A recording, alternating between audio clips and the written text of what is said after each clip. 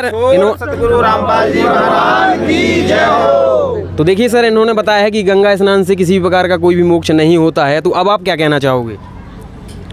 हमने तो यही सुना है कि मतलब गंगा स्नान करने से मोक्ष होता है, और हिंदू धर्म में यही सबको ये बताया जाता है। तो ये बोल रहे हैं कि मतलब ऐसा सदग्रंथों में मौजूद नहीं है कि आप गंगा जी में नहाइए। अगर ऐसा होता तो उसमें जो जलीय जीव रहते हैं वो तो कब के, उनका तो पहले मोक्ष हो जाना चाहिए।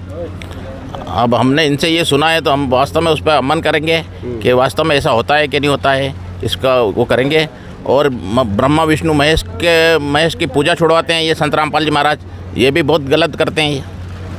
अच्छा जी, तो देखिए सर, इन्होंने एक और सवाल खड़ा कर दिया है कि संत रामपाल जी महाराज ब्रह्मा विष्णु महेश की पूजा छुड़वाते हैं, तो ऐसा क्यों करते हैं संत रामपाल जी महाराज? ये बात बिल्कुल झूठ है, ये सिर्फ अफवाह है। संत रामपाल जी महाराज ब्रह्मा विष्णु शिव जी की भक्ति छुड़वाते नहीं हैं, बल्कि ब्रह्मा जी विष्णु जी एवं शिव जी की सही भक्ति विधि बताते हैं, जैसा कि हमारे सदग्रंथों में लिखा है। अभी तक जो ये ब्रह्मा विष्णु महेश की भक्ति कर रहे हैं, ये शास्त्र विधि को त्याग करके मनमाना आचरण कर रहे हैं। उदाहरण के तौर पर आप समझ सकते हैं, जैसे यहाँ से 200 मीटर की दूरी पर एक भैंस चल रही हो और हमें उसको बुलाना हो, और हम यहाँ उसको बुलाने का तरीका इस्तेमाल करें कि एक प्लेट में रसगुल्ले रख लें, नारियल रख लें, अगरबत्ती लगा लें, और यहाँ से हम कहें कि भैंसाराम आ जाओ और ये रसगुल्ले खा जाओ, तो वो कभी नहीं आएगी। लेकिन अगर उसकी एक जो सही प्रोसेस है, अगर हम क्या नाम से यहाँ से कहेंगे कि ढी ओए ओए, तो वो तुरंत आएगी। तो ऐसे ही संत रामपाल जी महाराज आज जो हमारे सदग्रंथों में उन देवी देवताओं के मूल मंत्र हैं उनको जाप करने के लिए देते हैं। जैसे ही हम उनका जाप करते हैं तो तुरंत उन देवी देवताओं के सिंहासन हिलने लगते हैं।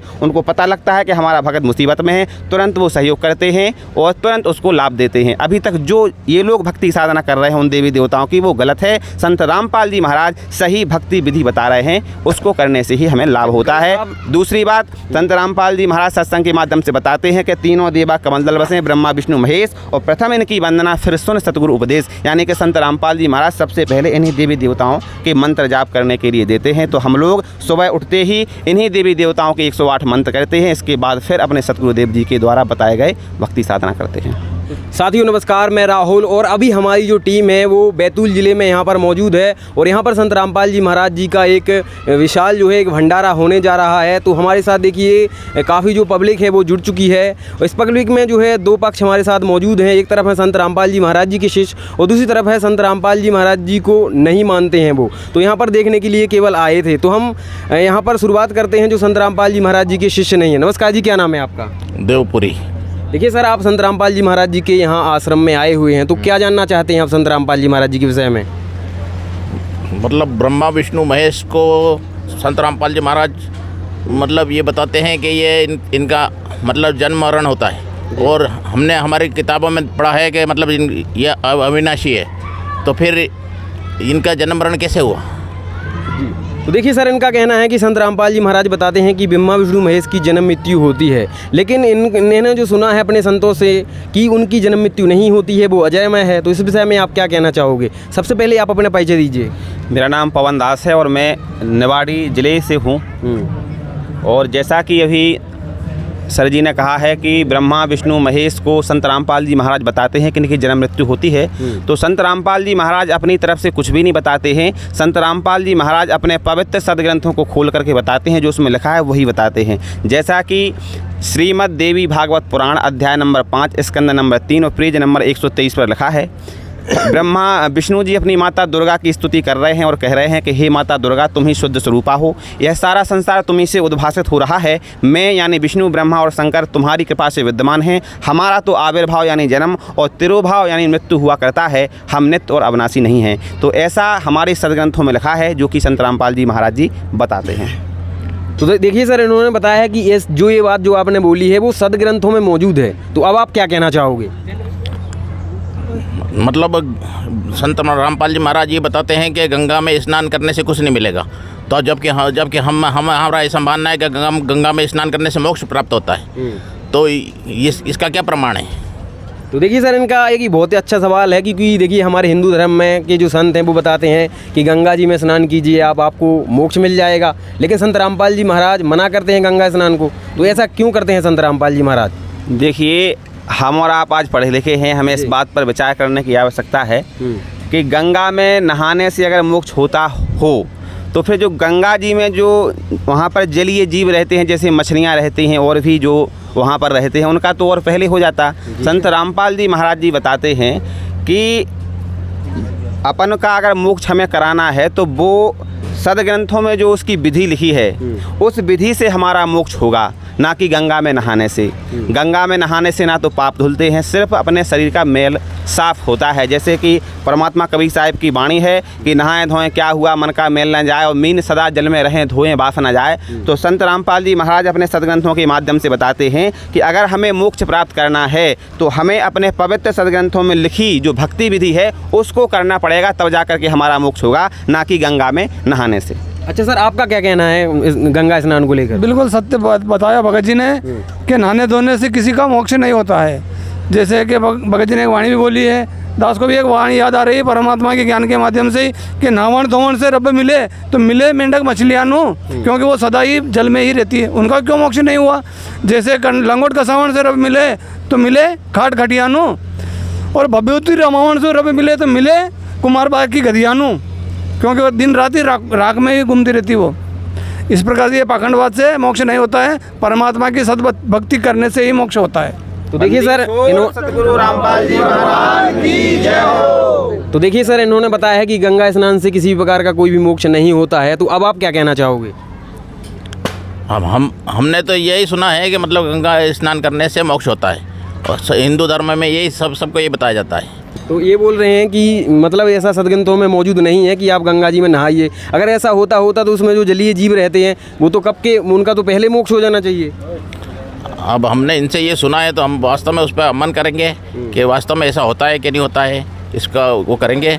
और ब्रह्मा विष्णु महेश की पूजा छुड़वाते हैं ये संत रामपाल जी महाराज, ये भी बहुत गलत करते हैं ये।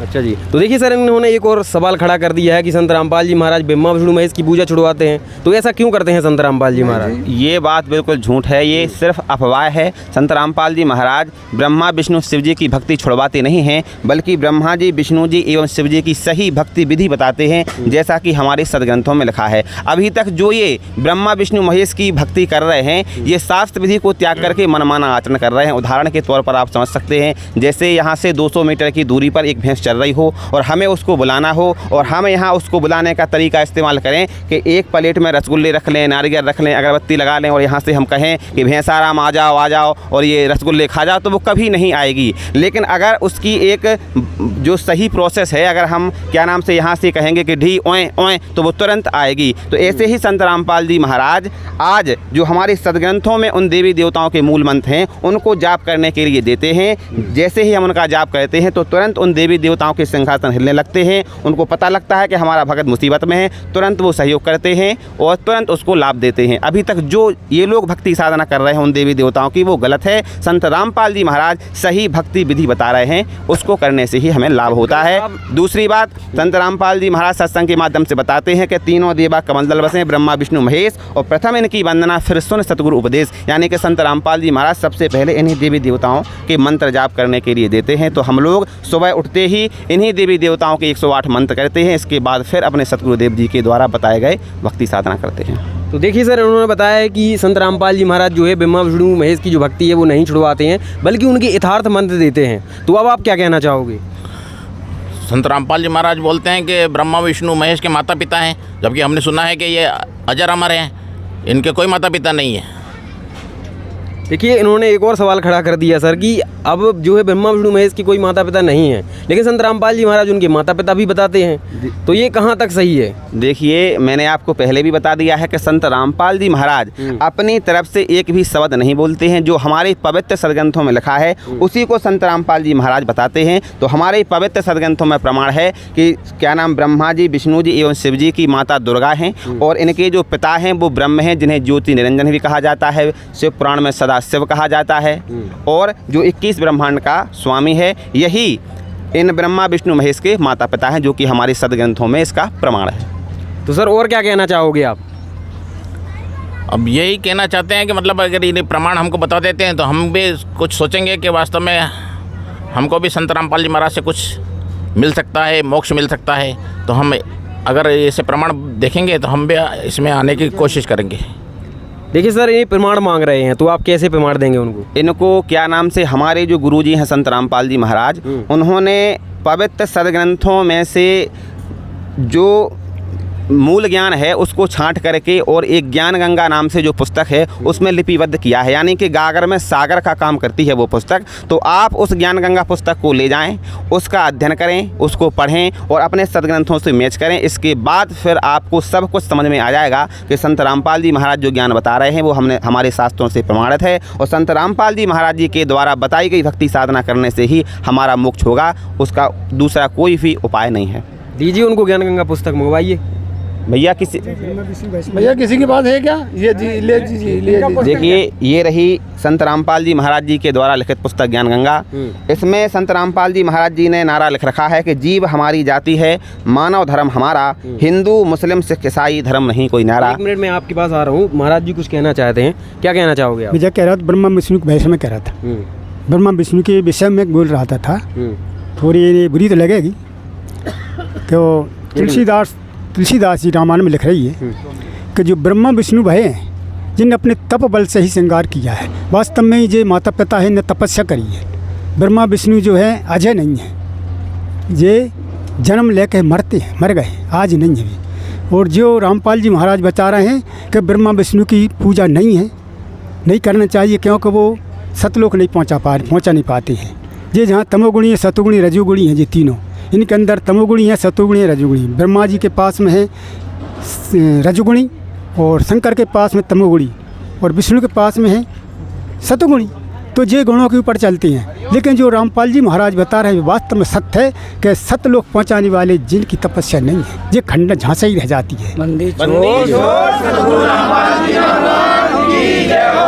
तो सर इनको ज्ञान गंगा पुस्तक दीजिए सर आप। ये रही ज्ञान गंगा पुस्तक, ये हमारे पवित्र सदग्रंथों से प्रमाणित है, संत रामपाल जी महाराज जी के कर कमलों द्वारा लिखित है।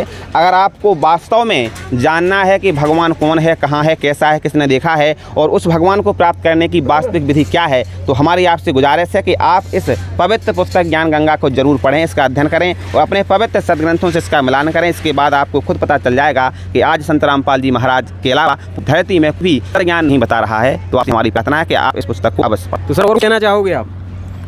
अब इस पुस्तक पढ़ने के बाद में हम इसको शास्त्र मिलाए, उसके बाद में अगर हमको शास्त्र अगर ये मिला तो हम बिल्कुल संत रामपाल जी महाराज से नाम लेंगे। ठीक है सर, धन्यवाद। तो दर्शक देखिए, आज की आध्यात्मिक ज्ञान चर्चा है ये यहाँ पर समाप्त हो चुकी है। तो आप वीडियो को लाइक कीजिए, चैनल को सब्सक्राइब कीजिए और अपनी दोस्तों के साथ ये वीडियो को जरूर शेयर कीजिए।